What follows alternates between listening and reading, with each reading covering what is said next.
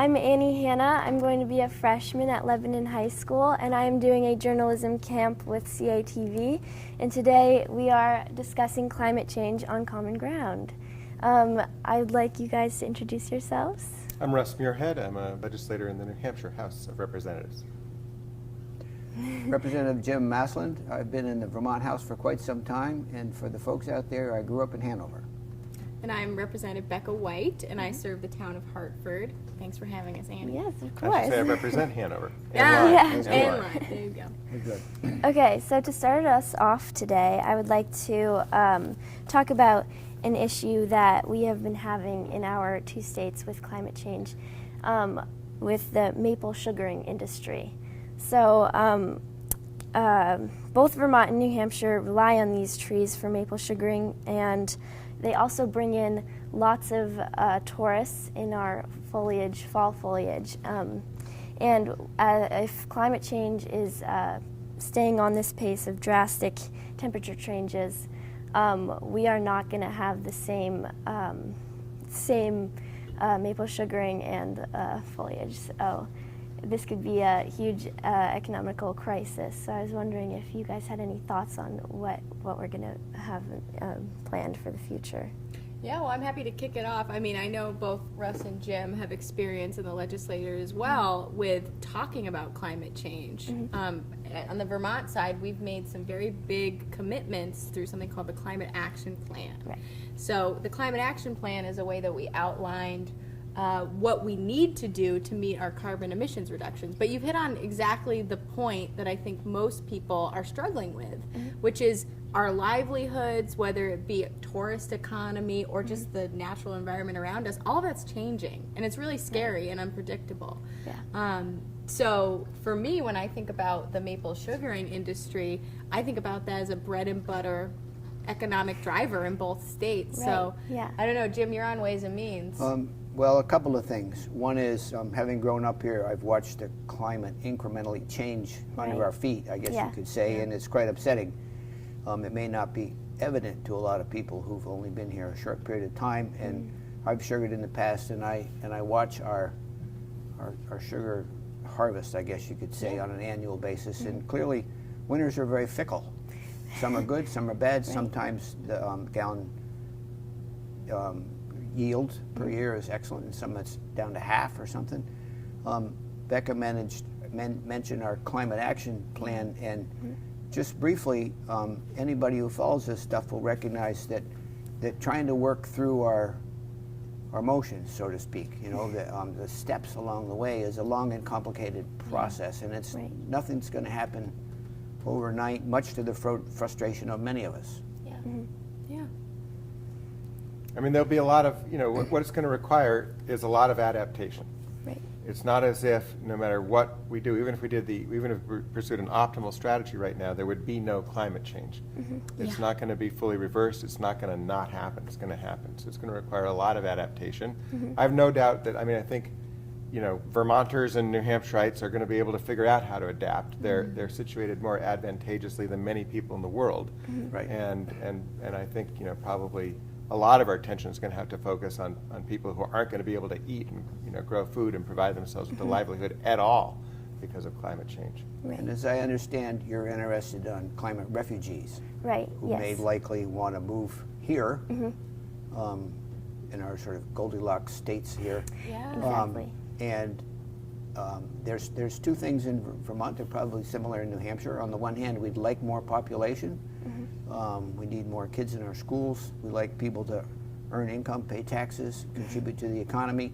But there is, by necessity, because people are like they are, there'll be pushback on where do we accommodate these people not in my backyard. Right. Yeah. Yeah. And on that more, what are your guys' opinions on how much pushback or how open-armed we should be for these refugees? That's a good question, and I think about it as a younger Vermonter. I'm 28, so growing. I know. Just had my birthday, and birthday. Thank you. And one of the things that really concerns me is that, at least in Vermont, and I know New Hampshire has a similar vein of this too, we don't like flatlanders, and we don't like like people who are coming into our community who haven't lived here for generations and generations. And there's a lot of stigma that comes with that. But right now what we're experiencing, or at least what I'm seeing, is we have a lot of people who moved here due to COVID-19, but also because of climate, where they're feeling like they can't live where they live now. There's been some big events that have happened nationally and internationally that have driven people out of their homes. And the people who are able to move right now are the wealthiest people. Exactly. So it not only has detrimental impacts in our communities, because it drives up the cost of housing and all sorts of other issues, but it's just frankly inequitable. Yeah. Yeah. And I don't know what that's like over in New Hampshire, if it's the same. Yeah. I mean, when it comes to climate refugees, one issue is international. And there are going to be, the real issue is going to be people in parts of the world where they can no longer grow food and survive, wanting to move to parts of the world where they can make a living. Right. And some people see the Syrian war as really the first episode in what's going to be massive climate, demand for climate migration. That's not a Vermont question. That's not a New Hampshire question. Right. That's a national question. Yeah. What do we as a country do right now? Anti-immigrant sentiment is at the highest it's been since 1920. And so it's going to take, your generation is going to have to make arguments about how what kinds of policies the country has to have to accommodate people who are just trying to live, who are trying to work and survive. Within the country, I mean, it'd be interesting within the country if after decades of migration to the Southwest, to the sunniest, warmest, and driest parts of the country, there might be reverse migration from Arizona and Nevada to Cleveland and Rochester and Syracuse and Buffalo, places with lots of fresh water, and Vermont and New Hampshire and Maine. And if that were to happen, I would say, come on up. Really? Okay, we got it on the record, so good job. Look, I mean, these places, if you look at demographically, New Hampshire and Vermont have relatively old populations. And they also have economies that are not particularly welcoming to young people who want to try something new and work hard to make their way. We have housing prices that are out of control. So, I mean, we need people to come to our states and populate them and make them beautiful and productive. And so, yes, I would say come on up. And I think, we have it introduces other questions. You just hit on two overlapping and sometimes conflicting issues, which is, the economy, we want more people, productive, taxpayers, raise kids, but where on earth are they going to live? Yeah. Right. No, And it's a housing issue. Great conflicts in where our housing will go and how it can go. And we've, over the past number of decades, carefully constructed, I guess you could say, a series of zoning laws, and we have Act 250 here, that seemed great at the time, but clearly they provide a difficult framework for housing developers to negotiate. Right. So in 1970, you didn't want Vermont to start to look like Houston. We didn't. And you passed some laws to prevent that. And as a result, Vermont is still an incredibly, and so is New Hampshire, these are incredibly beautiful places.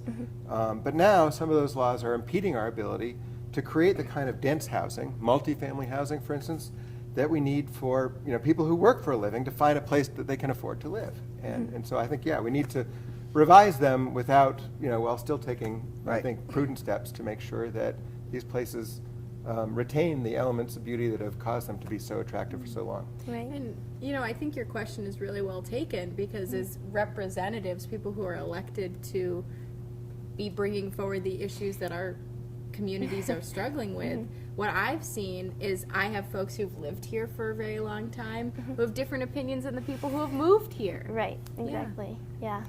Okay. And- Well, Well, just part and parcel of this, but we don't need to dwell on it. If they can't live in town, they'll have to leave out of town, which means they're dependent on automobile transportation to get here and there, and that's its own difficult kettle of fish. Yeah. So, but I mean,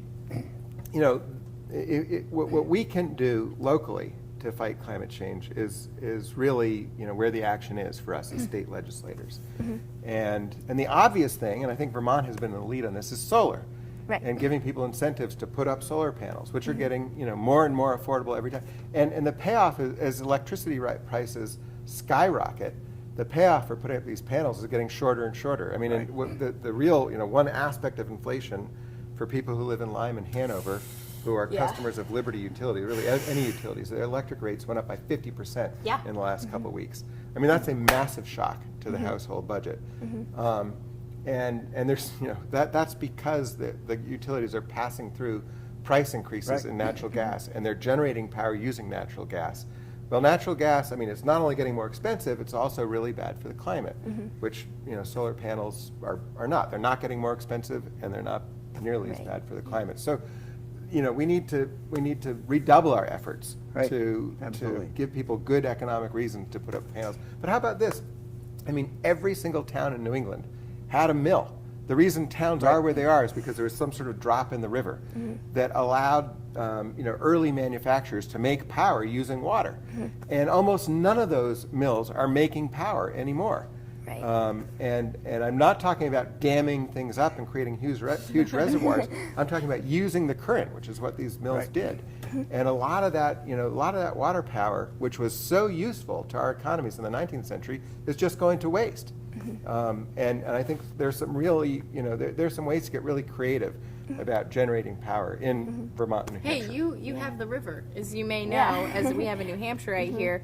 They have the river, so you tell me what we need to do. Yeah. Yeah, and I'm thinking about these, smaller rivers. Even really all over every single, almost every town you go in has some mill, Right. some Accurate. old mill that's usually now decrepit, and was where it was because there was a 20-foot or something like that Yeah. drop in the stream or river or whatever.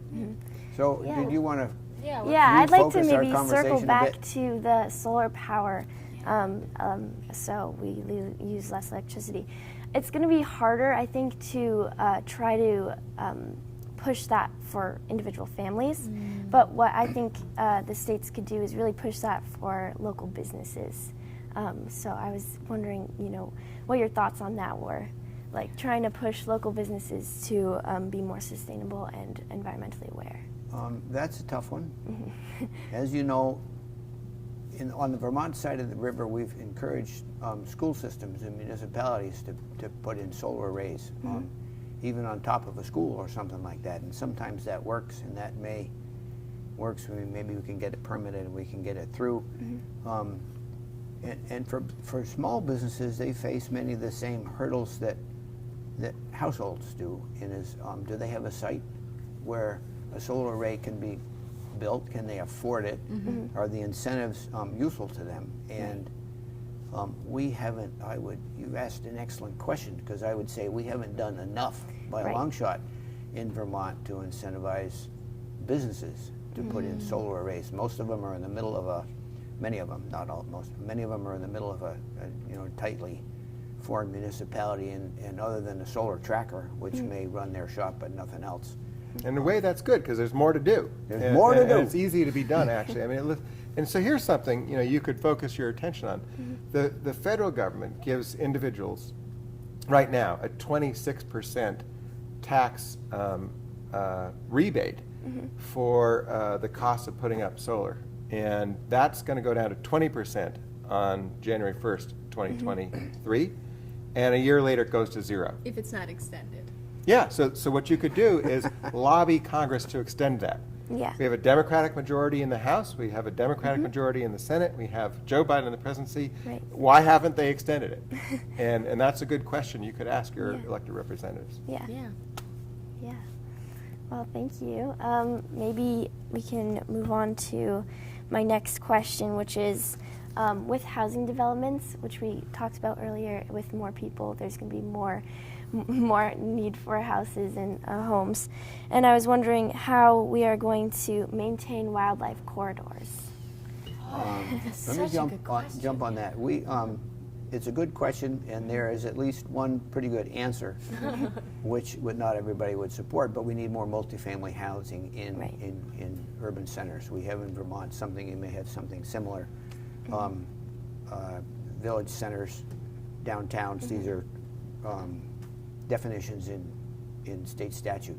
Yeah, like White River that Junction versus if you Hartford. build in a village center, if you build in a designated downtown, there are incentives that make multifamily housing more affordable or practical. But it's still not easy peasy for people who are trying to do that sort of stuff. I'm glad to see Hartford and Hanover I mean, there's more multifamily housing. It looks different than it did when I was a kid, but it's functional, it's clean, it's energy efficient, and there's adequate parking, and that works. But there's some places outside of Hanover or outside of Lebanon. Lebanon just permitted a pretty large thing off Coburn Park. Oh yeah, at the golf court? No. It's a Davidson production, I think. But at any rate, there's some fairly good-sized housing in what I would call major municipalities, or at least fairly large municipalities. But when you start getting into places like Norwich or Heartland, Right. there's an awful lot of pushback. In many cases, there isn't adequate space for that sort of stuff. Yeah. I mean, for those of you who know the Upper Valley, the town of Sharon, for example, one of the towns I represent, is very convoluted. I mean, there's not very much space for housing of any kind, even single family, unless you build it out of the village, which means someone has to drive to work. Yeah. But I guess I've gone enough on Well, this. dense housing goes along with preserving or creating wildlife corridors. Exactly. And that's a Right. connection Thank that you. not a lot of people make. So it's an interesting one to keep in mind. Yeah. Yeah. Great questions, though. Yeah. We're dependent on the natural wildlife in an existing ecosystem. We can't pick and choose the kind of species that we want to have as neighbors. It Yeah. doesn't work. Yeah. Yeah. And I was wondering, what specific steps are we going to take to maybe push families to be more aware of that, and or not only families but companies who are building, and like how do we convince them and show them that how important our wildlife is? Yeah.